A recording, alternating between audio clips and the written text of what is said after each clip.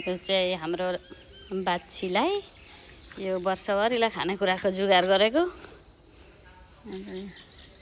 परालको थुप्रो लगाइँदैछ।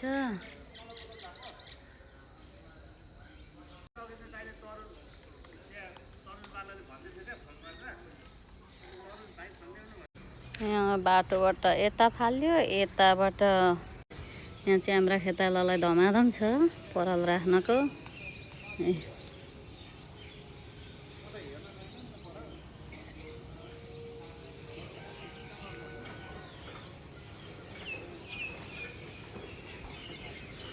आजको काम परालको जुगार।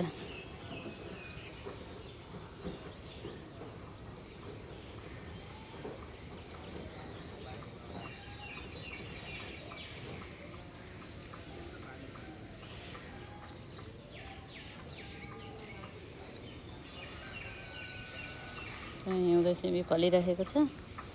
अन्त यहाँ पराल राखिँदैछ।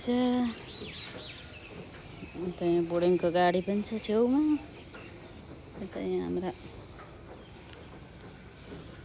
टमाटर, कोपी, यतातिर आलु। के गर्नु हो, गरी खानै पर्यो।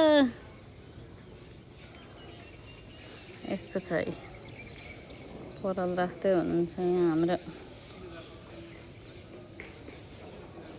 काका। यहाँ खेतालालाई गफ गर्न पनि धमाधम छ, काम गर्न पनि धमाधम।